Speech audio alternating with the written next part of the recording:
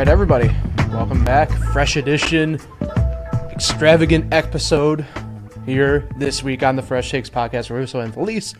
I am, of course, Paul Russo. Across from me, more often than not, as always, man, myth, legend himself, Nick Felice. Nick, how you doing today? Doing good, Paul. Good. With the Super Bowl being, pushed back a week later this year, February's just flying by. Once the Super Bowl is over, we're halfway through February, which is the shortest month of the year if you're new to the calendar. For all your newbies out there. But yeah, it's crazy. We're getting closer to spring because I am sick and tired of wearing my gloves in here. But how you doing, Paul? Wow. I was at a hockey arena tonight, so I could have used those gloves, admittedly. Oh, yeah. Was it cold in there? Yeah. Just like Geneva? Yeah, Canandaigua. But I know Geneva's cold, so right. I didn't know if these other arenas were different. They're all, cold. They gotta keep the ice frozen somehow, Nick. I have to ask you, Paul, since Sure. you're wearing that Washington football team hat. Yeah. Have you bought any Washington Commander merchandise yet? I have not, no. Will you, or if so, when? When Dan Snyder no longer owns the team. Really? Yep. You will not buy anything. But why'd you buy that then? It's a fair question. Fair criticism, if I will call it that. But yeah, I refuse. At this point, I refuse to give money to an owner who, one, does not improve the product on the field, and perhaps more importantly, is just a terrible human being. So this is a new. I know you probably never liked the guy, but this is a newish. Yeah. Newish habit that you have that you will not buy any Washington merchandise. Correct. Going forward. Until he no longer owns the team, or until he and or his wife no longer own the team. Yeah. All right. I understand, changing the team name. It's good for the team. I think they should have changed the team colors, though. No. People are still wearing the old team names, It's because it's the same colors. Well, I'm not, most of us are kind of sane and don't go and burn our clothing, so. I just think, changing up the colors, but. Whatever you say. Guardians, Commanders. Those are our teams now. Speaking of teams, I did admittedly forget to change the title, but here's what we got going today. So I'm just going to kind of leave it at us two. It's the big game, the Super Bowl. We will preview that. We'll also go over some of our favorite prop bets available and stuff like that. It's always a fun one, and we'll talk, obviously our fun stuff about the Super Bowl, as well as get into, some of the game stuff as we always do. And we'll keep it LA-centric this episode, and we'll discuss the Clash at the Coliseum. NASCAR Clash at the Coliseum this past Sunday. So. And I did see the ending, so yeah. I will have an input. All right. Happy about that. Anything else before we get off the ground? Where are you at this week? I am at Waterloo at Minders girls basketball Friday night. It's Minders at Waterloo, but... if I messed up, I'll just make the 15-minute drive. But it's where? Waterloo. Mm-hmm. Yeah, that's where I will be. Should be a good one. We'll be there, too. Minders played them tough first time around. Yeah. But Waterloo is a special team. Mm-hmm. So. Speaking of special teams, Nick, nice segue there, eh? Joe Judge is no longer special teams coach, is what you're going to say. Close. We have two special teams in the Super Bowl this year. The Cincinnati Bengals, the LA Rams, they're going to meet in the big one. Who have saw this coming, right? Obviously, we talked a little bit We both predicted week, in the preview show. But this is where we actually preview the game. Smoking Joe Burrow versus Matt Stafford. Two interesting dynamic quarterback storylines. But both these teams have gotten interesting paths the way here. Bengals were part of the AFC up and down all year, kind of carousel. Who wants to actually be the number one seed? Bengals had it for a couple weeks. They looked decent at best or at worst all year. And here they are. The Rams, well, by proxy, they're going to be the prevailing team out of the NFC West. And that division that saw Cardinals at one point up, then the Rams, 49ers were there the whole time. The Seahawks had their voice heard at certain weeks throughout the year. It's been a dynamic and interesting year in the NFL. So we'll start here, I guess, with this, Nick. What are your thoughts on these two teams' paths to the Super Bowl up to this point? Well, the Rams have been a talk around the league since they made that trade to get Matthew Stafford. And a lot of people make the prediction that Matthew Stafford would have an MVP-type season. He would take this team, potentially to a Super Bowl. And here he's done everything people have expected out of him. And this is, you got to remember, this is a Matthew Stafford that's never won a playoff game coming this year. So, obviously, I look at them as the favorites. They're the betting favorite, and, as they should be. I mean, this team is loaded everywhere on both sides of the ball. They're just they're absolutely loaded because they brought in, I think, arguably, you could say their biggest addition of the whole year, including Matthew Stafford, was bringing in Von Miller, who's still a great defensive player. Position defensive end, defensive tackle, whatever. He's great, and and he's a great player. And I think they're going to win it. The only thing that makes me think they're not going to win it is because my brother's a Seahawks fan. And since I've been watching sports, this is probably as long as he has, and that division has been to a lot of Super Bowls. All 4 of them have been to Super Bowls. But none of them have won besides the Seahawks that one time. So it makes me wonder, can this division win against the AFC? They've lost a lot of Super Bowls in recent years to the AFC. So it makes me a little concerned, but the Bengals is definitely the biggest concern because I just think the Bengals are the team of destiny. As much as I'm going to pick the Rams, I still think the Bengals are a team of destiny. They remind me of the Giants a little bit back when they won the first Super Bowl against the Patriots. And, it's just they were counted out every playoff game. There was people saying, not a lot of people, but some people were saying, I like Las Vegas to upset. That's my upset pick of the wild card round. They win that game barely. They've had 3 straight thrillers, which is nuts. And then, of course, they go in and beat the Titans. And then they beat the Chiefs, which is kind of similar. I mean, it's, obviously that Giants run I still think is the greatest playoff run ever because I think you look at the Raiders, you look at the Bucks as similar at those years, and then when the Giants beat the Cowboys, it's similar to the Titans. Maybe not as much because the Cowboys were expected to be really good that year, but the Giants beat them. And then the Packers that year, I think you look as similar to the Chiefs, and they beat Brett Favre that year. And they beat Patrick Mahomes. And then, of course, you look at the super team like the Rams. Obviously, you can't compare them to the undefeated Patriots. But here we are in a game like that. I don't know. I just think this Bengals, if they win it all, is similar to the 07-08 Giants playoff run team. And it's just a team of destiny that's been counted out game by game. And when I think of the Bengals, I don't know if I'm correct, but I remember there was like a clip or like a little segment on like Sports Center, and like when the Bengals were bad a couple years ago, I think it was a Bengals fan who lived on the top of his bar. Oh yeah, was it Bengals? Yeah, it was a Bengals fan. Yeah, he lived at the top of his bar until they won a game, which they went on a huge losing streak at that time. And that was just a few years ago. And now here they are. I like to see what that guy's up to these days. I mean, his team is in the Super Bowl. I'm picking the Rams, but I'm not shocked if the Bengals win because I just think they're a team of destiny. 2 great paths. Obviously, I didn't even mention it. Joe Burrow is the real deal. Jamar Chase looks like he's already a 6-year, 7-year veteran, and he's just a rookie. So, a lot of great players, a lot of great talent. Obviously, these aren't your money-making team names. This isn't Cowboys, Patriots, or Packers, Chiefs because of recent years.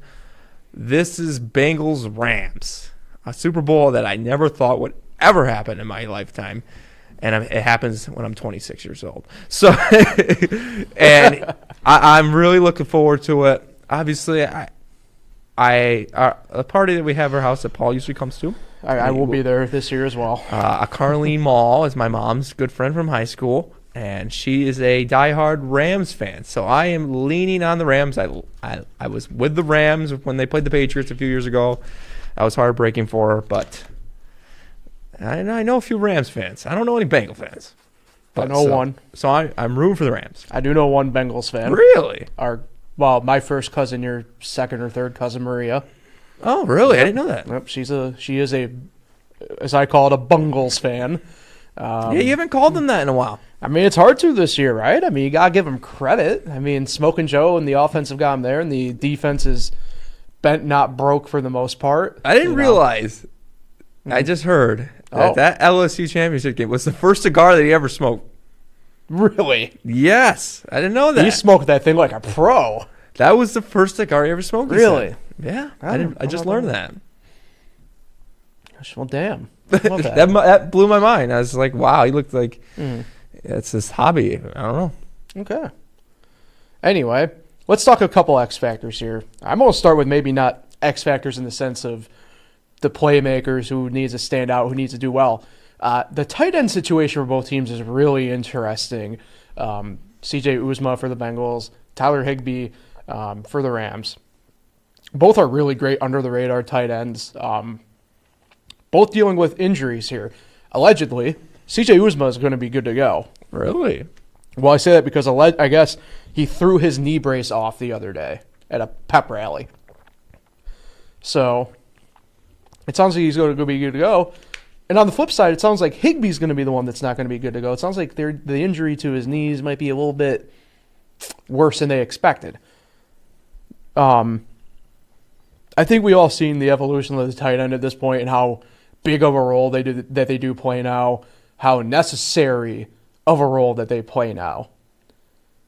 That being said, I think it would hurt the Bengals more than the Rams not having their tight end with Uzomah. Because it gives Burrow a really good extra option. Obviously, all the focus gets put on Jamar Chase, and justifiably so. But T. Higgins, Tyler Boyd, two really good receivers, but they tend to get kind of lost in the weeds a little bit. Both kind of, if one is Mr. Hyde, the other one's kind of Dr. Jekyll in a way. And it's maybe not an alternating week exactly thing, week to week, where it's one or the other, right? There was a streak during the season this year where Boyd was really going off and Higgins was the one getting like 3 catches for 20 yards a game. And then the next couple weeks it would have been Higgins and not Boyd, and vice versa. And usually the steady second option at that point became C.J. Uzomah, coming out on the scene strong, especially in the back half of the year. Being a steady hand for Joe Burrow to go to, especially in the red zone. Uzomah kind of turned into the only person I can equate to is another AFC North tight end in Mark Andrews in Baltimore in a way, because he's not Kelsey, he's not Gronk, he's not Kittle, but he's certainly in that second tier of just a little bit slower. Not as maybe pure athletic as those guys, but still pretty damn good. And same with Higbee. That's where, with his injury, I don't think it harms the Rams as much. Stafford was able to lean on his back up there in the second half a little bit. What's interesting with the Rams, though, is they only have, at that point, one tight end on roster. I don't know how well that's going to really fully work out. I don't know if they'll elevate somebody from the practice squad or what the deal is. Stuff kind of tends to be mum leading up to the Super Bowl in that sense. Both the Rams, they don't have to worry as much in my mind because Cooper Kupp is that good, because he can go to Odell all of a sudden and be fine. His running backs for sure can play in the passing game. Not to say the Bengals can't. They definitely can. It's just that Mixon obviously is more of the on-the-ground guy. Same with P. Ryan, although P. Ryan busted out that HB screen in the AFC Championship game. So I think it's interesting in the dynamic with the tight ends there. And their defenses, you got to give the edge to the Rams overall. They got two guys on that front line in Aaron Donald and Von Miller that, in theory, you have to double team, but you're not going to be able to do that. Any thoughts? My thought of it is, when I think of this game, I think of the Rams hosting the Super Bowl. Obviously, we all know that no one had ever hosted the Super Bowl until the Bucs did it last year. And now the Rams do it this year. And I did see a funny post, Paul, that you might like. It was a fake report from Roger Goodell. Says He feels like this is a unfair advantage to the other team who's not hosting the Super Bowl. So he says to get rid of this problem, he's going to have every other Super Bowl going forward at AT&T Stadium. Ah, okay. You butt into the meme. Yeah, it's the Cowboys Stadium. If people didn't know, but yeah, that will be one way that you never get someone to go to the Super Bowl. But yeah, so it's interesting because they're used to the football is different. It's not baseball where every stadium's different for home runs, I guess. But baseball's really only sport like that in that sense, I suppose. I like that. It's interesting. I guess basketball could be, but they don't put it that way. They can make the court smaller, but I guess every court is got a limit. But yeah, so I think we'll see if that plays a factor in it. But then you got to remember, Paul, are there even Rams fans in LA? Well, there will be with this game, I think. It seems like they're having struggle getting Rams fans at these games, but and I love that stadium. I cannot wait to the next one. I can't wait to see who else comes up with one because that thing looks awesome and I want to go. Was it SoFi Stadium? SoFi Stadium. Whoa, yeah. It just looks like a space center. I want to go so bad. It looks awesome. Even the Dallas one, which is always up to no good. Even the Dallas one, when that came out, that looked good. Kind of getting run down now. You hear that, Jerry? It could be because of the fans too, but I'm excited for it. I think it's gonna be a good one. I think it's gonna be a close one. I don't know. Do we have a Super Bowl classic here, Paul? Is this gonna be one of the famous Super Bowls that people remember? I'd like to think so. It's weird because I was thinking about this the past couple of days. Like the past few Super Bowls have not been like super memorable. Like the last one that sticks out to me, and I maybe there's personal bias here because of entertainment purposes only, is that Panthers Broncos one when I was a senior in college in 2016. I mean, the Atlanta New England one, I guess, kind of does because of just I call it stupidity of that game. I mean, Atlanta pretty much choked that thing. Obviously, the Seahawks Patriots one before the Bronco one. But like nothing like I guess super sticks out to me for some reason. I can't even remember. I said it earlier in the show. Yeah. I can't even remember the Rams Patriots one. Yeah, the golf. That experience. game was awful. It was like 10-3 or something like that. Yeah.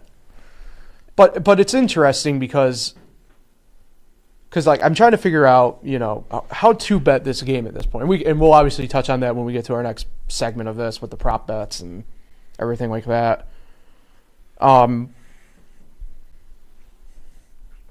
like it's weird because like I don't think Cincinnati has a legitimate like true shot for whatever reason. And the Rams do, but a lot of public money is going on the Rams so far, and I don't know how to really lean with that. I mean, underdogs have been the story of this playoff. The over-under's at an interesting spot. I don't know. I really do think this is going to be an exciting game. I kind of hope that it is, because like I said, I mean, the past few Super Bowls, to me anyway, just felt like there's just like nothing that sticks out. Like I said, I'm going back 7 years to the one that sticks out to me. What number is this? What is LVI? That's what it is. 56. 56. Yeah. Yeah, 56. So, I mean, I don't know. It's tough. Okay, let's cut away the brass here. Dual screen for the final time this football season. Prediction time. As the somehow technically by proxy LA Rams are the visiting team against the Cincinnati Bengals. Who are you going with? I mean, either way, I'm getting the Y out of you. Let me hear you go first. I always go first. You go first. Well, then I can't do the Y. Yeah, you can. You can still do the Y. I'll allow you to do the wild. I'm going Rams in this game, and I'm going 35-31. Okay. Folks, I'm going to do it. Pray for me. I'm going to go with the Cincinnati Bengals. Why? Yep. Part of my gut kind of tells me to roll with them, as much as I don't think it's a smart move. I don't know. There's something about that team that I don't know if they exactly truly excite me or what the deal is, but they do. And to me, they kind of seem like the Chiefs to me from a couple of years ago, where that offense was the high tide water thing, and the defense was not great. They just did its job, and maybe that's what they need. Maybe that's all you need. So give me the Bengals. The Bungles. I'm gonna go 24-19 Bengals. What's the over-under? I think it's sitting at like either I thought I saw like 48 or 49. Well, then I said way over. Yeah. Yeah, you did. I think we're going to see some offense. Yeah. All right. It's time to get to the fun aspect of the Super Bowl here. I got no more. Paul, I Oh. think you know this. I know we're going to get into it, but I got no more excited for a Super Bowl preview commercial than yesterday. Oh, yes. You want to touch on that quickly, actually? Yes. I'm going to leave the graphic up because we're all moving the prop bets and all that deal here and our favorite stuff. Yeah. But, Nick, go ahead. Discuss what you saw on the TV. Yeah, so obviously you guys know Super Bowl previews is like commercials, but it's not commercials. It's like getting you ready for the commercials, and it says like 2/13/22. So anyway, I jumped off yesterday because I get excited when they bring back old commercials. And I don't know about you, Paul. Do you get excited? He doesn't like the commercials coming back. But honestly, I forgot it was even E-Trade. But E-Trade, do you remember the baby, Paul? Yes. Great commercials. I started watching all the top ones when I saw the commercial, the preview for it. And I lost it. And I was just like watching this girl and this guy, and they're talking in the commercial. And they're like, I know you're out of the game, but the world needs you. I'm like, who are they talking about? They're talking to. And it looked like a walkie-talkie, but it was a baby monitor. He didn't say anything, but the E-Trade baby is coming back. If you don't remember him, give it a good Google on the YouTube, and you'll laugh. I think top 2 favorite E-Trade baby commercials, Paul. And obviously, I'm a huge commercial guy. Never get up for the Super Bowl. Just watch it. And I'm glad that I'm watching Super Bowl, because if it was Bills Cowboys, I was not going to watch. But I'm glad I'm there watching again. I'm off on Sunday, so I'm excited. And top 2 favorite E-Trade baby commercials. Well, obviously, number 1 is the golf one where the golfer's behind him and he's yelling at the old man there behind him, and he's like, it was on the cart path and you moved your ball, and that was good. And then of course the other one's the baby one where he's in timeout and he's in the crib. Mm-hmm. And I mean, I love when all the friends come up, but I think the crib one's funny, and his mom comes in and takes his iPad, and it's good commercials, man. Look them up. They're great. They're not the Spectrum monsters, but they're good. All right. Thank you, Nick, for your service. I'm a big fan of commercials as well. We'll touch on that a little bit more after the bets. We'll go side by side and say what we're maybe looking forward to. All right. Who's singing national anthem? I have no idea, in all honesty. It's like the one thing I didn't look up. Anyway, the fun part around here in New York now is obviously we can gamble on things freely for the most part, and what better time to really utilize the prop bet system? Now, prop bets could be anything in the Super Bowl, from player stats to the coin flip, Gatorade, stuff like that. So we'll touch on a few of them and some of our favorites and what we think maybe will be the best thing. Now, for me personally, I always love just doing the touchdown stats or bets. because they're pretty simple, right? For the most part, you're either guessing, will they score a touchdown? Will it be the first one to score a touchdown, last to score a touchdown? And, some markets and books, you might be able to say they won't get a touchdown, but that one's easier usually said than done. It's tend to be where I usually hide. But look, you have many options out there. For instance, you might find one where there's the team's combined field goal makes that they might have. Usually it sits somewhere in about the 3.5 to 4.5 range, depending upon what game and what matchup sits there. So, some options, obviously, as well. Easy ones. What team will score first? Player example here. Joe Burrow over, under 12.5 rushing yards. Or it could be anything from, say, a coin toss. So, like the coin toss, will it be heads or tails? Now, this one I haven't seen anything yet prop-wise for it because the Pepsi halftime show this year, the halftime show, is a plethora of singers. I'm really looking forward to it because this falls in my category of what I've been hoping for, where you get dope songs and songs that get you hyped for a game, make their appearance with Dr. Dre, with Eminem, with Snoop. I think it's Mary J. Blige. And Kendrick Lamar.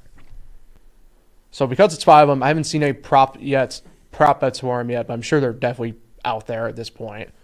So that's pretty much stuff that we're looking at. Everything, too, you can bet on who's going to be the MVP and stuff like that. Go ahead. Mickey Guyton, whoever that is. I don't know her. I don't know who that is. She is singing the national anthem, so it's kind of hard to bet that one because I don't know if she's a Whitney Houston or someone who doesn't have pipes like that go forever. So the national anthem's tough because, who's timing this? You could be timing it, but your time could be off, and I don't even know if you get it right or not. So that's a tough one to bet. I do like the one you always bring up, the Gatorade. What color the Gatorade is on the winning coach. That's one of my favorites. Can you bet the Puppy Bowl? I'm sure there's probably a book somewhere. That's my favorite. I don't know where. That's my favorite part about Super Bowl Sunday is the Puppy Bowl, and then it might be the Cat Bowl, the Kitten Bowl. I don't know. Too many bowls. Yeah, I don't. Luckily, the Puppy Bowl for you is not part of bowl season. Over under. If Jerry Jones was ever in it, they'd have an over-under how many times they show Jerry Jones on the screen. But I like, I'm not sure what my favorite prop bet is. I would say I'd probably go, the national anthem's cool. I would do it even though I'm not an expert at it. And I don't know how you tell if you got it. You could be in a ballpark. You can get a ballpark on how long it goes, but heads or tails, cool. I would always say tails, but if you're Josh Allen, you say heads. But it's always tough. There's some good prop bets. What is your favorite? Well, I kind of, like I said, I kind of lean. I don't know if they're necessarily favorites, but right, I kind of lean in who gets touchdowns. To me, that's easy, right? I'll go back to the tight end example, right? A guy like Mark Andrews netted me some pretty good money for the most part this year. But there are some others too, right? One that sticks out to me, obviously not in this game, but it would be something like Tom Brady's rush would usually be something like over under 1.5 yard. So that's interesting. Here's one that I do know is offered in some markets for sure. Matt Stafford to throw an interception, which is just fantastic because I think both him and Joe are going to throw interceptions. And that'll be tremendous.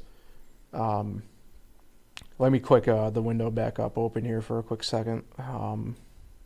Jamar Chase to throw a pass? Scroll down here. Yeah, I don't know about that one. Look, the Super Bowl's been weird. You do get those fluky plays from time to time that might throw some haywire stuff in there for you. So, obviously, with these two teams, you don't see it as often as, say, if the 49ers got in there, you'd have a Deebo Samuel combined yardage prop bet. But, that being said, you might see Cooper Kupp pick up a couple of rushing yards potentially. So certainly Look, the key thing here in New York now, right, with mobile betting is you have markets you can kind of shop around at and see what you can get. Sure, the books are probably going to offer a lot of the same, but at the same token, there's probably going to be some that other books aren't going to have. And look, shop around and get the good odds, as best odds as you can. Who gets more passing yards, Cooper Kupp or Jamar Chase? I know that's probably a prop for sure that you can get. I probably would lean Kupp. I'd go Kupp too. Yeah. Let's go dual screen here. Quick second. I'd go Kupp. Yeah.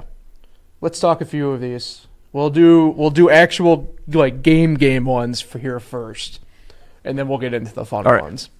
Let's hear them. All right. Team to record the first down, Rams or Bengals? Of course, this one is tough because you may not know what the coin flip outcome is whenever you bet this. This is a tough one. I do not recommend betting this one. And I'm going to go Bengals. Yeah, I'm going to go Rams, I think. I think the Rams are going to start off slow. I think they're going to lose the coin toss, but, Shortest touchdown score, over under 1.5 yards. I'm going to go under. Or not under, over. I'm going to go under. I think we will see a goal line punch in at some point. By the running back for the Rams. What's his name? You never know. Cam Akers? You never know. It could be a QB sneak. Stafford. Going over. Jersey number of the first touchdown scorer. Over under 9.5. This one seems easy to me. I would take the over here. Yeah. I mean, obviously under is Stafford. 9 to 1. Stafford, Burrow, Chase, Kupp. Oh, no, not Kupp. Not Kupp. Odell. 3, yeah. I'm going to go over, and I think it's going to be T. Higgins. All right. Total yards of the longest field goal, over under 47.5. Over. I think we'll go under. I think we're getting a long one before the half. Oh, wow. Okay. Here's one that I mentioned already. Total number of successful field goals, over under 3.5. Well, not by my final score. By your final score, it's certainly possible. Well, yeah, I'm thinking more so than mine, I'd say. I'm going under. I'd like to take the over 3.5. I can see both teams getting 2. I can see 3. I can see both teams getting 2.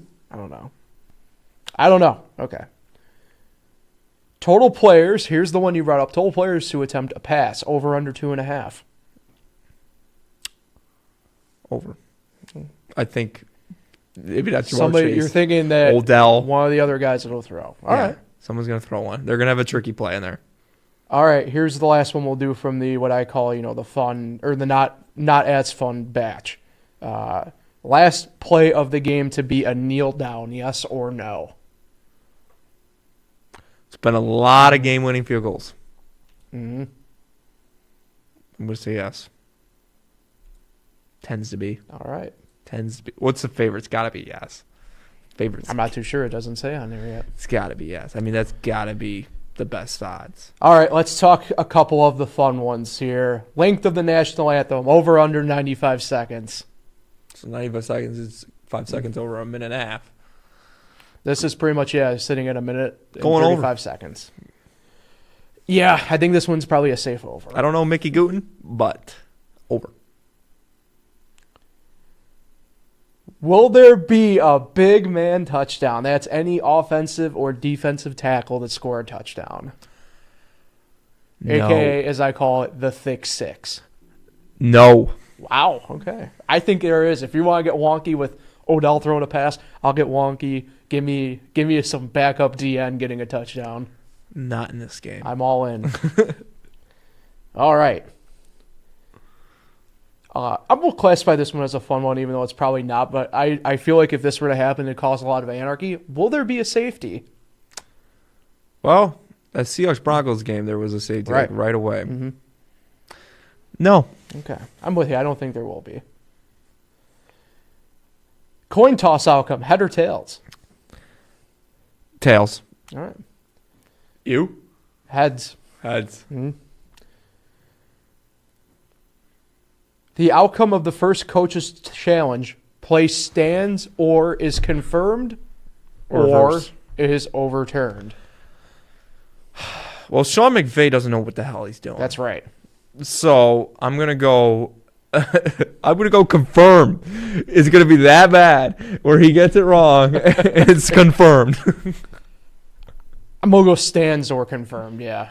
Oh, gotta pick one. Well, no, it stands or confirmed. Oh. And then the opposite of it is or overturned.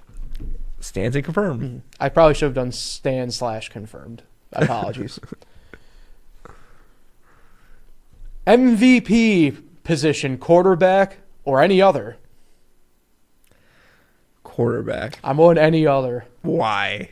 I think if you get a running back going, I think that's it. Matthew Stafford's gonna win MVP. Okay, wow. All right. And then the last one we'll do, is it a Gatorade bath or water bath? And then if you select Gatorade, what color? Well, I had a orange Gatorade today, so I'm going to go Ooh. orange Gatorade. It's a You're Gatorade. on that narcotic. I'm going Gatorade as well, but I'm going to go with a personal sneaky backdoor favorite Gatorade flavor and color for me. What happens if it's a glacier? That is, I'm going purple glacier freeze. Well, what's the confirmation? It looks a I lot don't like know. water. I don't know in that situation, okay? Admittedly, I don't know. Someone needs to tell me. I will call my friends in Vegas. I have none, and see what we got. That's a good one. That's a good one. All right, folks. Hopefully, obviously, be smart about this. Have some fun, though. Will the game start on time? That's another good one, but I didn't see that on the sheet. So. All right, Nick. Let's move on to our last topic. LA still, though, all the same. NASCAR and the Clash at the Coliseum. It was really fun to watch. This was racing short track style like you could find anywhere. Tony Stewart on the call. So super fun. Tony Stewart was the guest analyst in the booth. It's going to be interesting how Fox kind of handles that this year, but we will discuss that next week's podcast when NASCAR comes back full time. So, it was an exciting event. Quickly has already become a bit of a fan favorite amongst the people who enjoyed it. It was quite the event. Pitbull performed pre-race. Ice Cube performed at the mid-race break. Chaos, excitement. Of the 55,000 fans there, it was estimated that 70% witnessed their first NASCAR race ever, period. I thought that was pretty cool. You had a lot of stars out, a lot of new eyes on the sport. First race with the new car, even though it's not a points race. I thought it was really successful and went really well. Cars sounded cool. They looked cool. It was a badass event. Joey Logano came away with the win. It was his second career Clash win. First, obviously. And his third baby. He had his third baby. Congratulations to him and his wife on having their third child today. Kyle Busch almost got there at the end. Just couldn't quite get too close enough in time to move him. And look, this opens the door, I think, for a lot. So I know you said that you were able to catch the finish of the race, Nick. So what were your thoughts? Because look, for me, being a fan of NASCAR, I've seen the new cars at the very least testing, diagrams of them since they've started going. And same with, I guess, the Coliseum way. So what was your thoughts on the whole thing, I guess, pretty much? Yeah, well, that Haley guy needs to calm down. What? You thought Justin Haley needs to calm down? Yeah, I mean, it's an exhibition race. I think you got your drivers confused. Yeah, I know the one that got hurt or crashed at the end there. Didn't Haley crash at the end? Justin Haley got wrecked at the end. Yeah. Yes, wrecked at the end. But that wasn't his fault. He didn't do anything wrong. He needs to calm down. I think you're talking about Ty Dillon. Nope. Haley. Anyway. Okay. I'm not the biggest motorsports fan, but I do watch NASCAR a little bit. And, it was a small track. Very cool to put it in the Coliseum like that. Mm-hmm. Reggie Bush, shout out, was there. Big Wendy's fan. When's that new Wendy's opening up, by the way? Whenever that Love's opens up. Anyway, it was cool. It kind of reminded me, this is where I'm not a huge fan, but it kind of reminded me of F1 a little bit, where it was kind of hard to pass. Just because Look at you go with that little bit of knowledge. it was kind of hard to pass. So, I mean, once Joey Logano got the lead there, the only thing you really had to worry about was the guys in front of him lapping him. So, I mean, and I'm not a big Kyle Busch fan, so I was always happy to see him lose. And but I do like Joey Logano. Man, you people need to. I do like Joey Logano. He's a cool dude. And yeah. Busch, you people with your Kyle Busch hate. Yeah, they're just they're not the nicest people in the world. Anyway, Joey Logano gets the win, obviously, and it's pretty cool. It is just an exhibition win, so it means can't get too excited, but it's definitely a story you could tell his third kid there. Is it a daughter or son? You know who? It was a daughter. You know who came in third? Austin Dillon. Yeah, the next big thing. Yeah, he is the next big thing, and been that for a decade. He's a nice guy. He is a nice guy. He wasn't grumpy like old Kyle Busch. Kyle Busch wasn't grumpy. He was grumpy. You watch him back. He was grumpy. You of all people. I'm interrupting here. Austin Dillon was a class act. I have to go dual screen. I have to. Kyle Busch was grumpy. You of all people. I've never been around an individual at certain points in competition, whether it be the most mundane, like, say, Mario Kart Double Dash, to get so pissed off or finishing second in a video game race than Nick Felice, who sits across from me and is on your screen right now. Yeah. And he has the audacity, the gall, to go after Kyle Busch, where that's his profession. Yeah. By the way, this one, I don't care. This is my own opinion. I know I'm right on this, and you people just don't want to admit it. Kyle Busch is the closest thing that we've gotten to Dale Earnhardt Sr. since he passed. And you people don't like him because he's Kyle friggin' Busch. Well, Kevin Harvick would have been if he didn't have a bad year last year. Stop. Kyle Busch has been this since he especially joined Gibbs. Anyway. He needs to go back to the M&Ms. He was in the M&M's car. Who was? Kyle Busch. Yeah, that's what I'm saying. Kyle Busch needs to go back to the M&Ms. Well, he's not going to have their sponsorship at the end of this year, so. Is he still the M&Ms? Yes. Oh, he is. He drove the M&M car at the Clash. I don't remember, but clearly. Anyway, it definitely gets you, pumped for NASCAR season. Always excited for the Glen in August, so.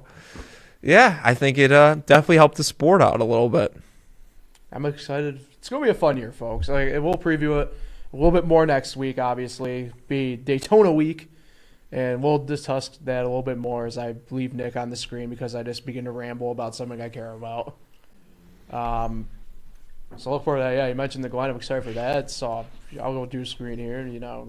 We got some – I saw exciting news anyway about the Glen that the – Masters Heritage cars will be back this summer, so go see them again. They were super fun seeing the old Formula One cars and stuff like that. Okay, anyway. Shout out Joey. Congrats on the win. Not yet. Big fan of the show. Not yet.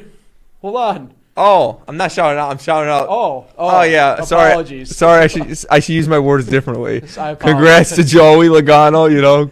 Big fan of the show. You jumped the gun on me. I know.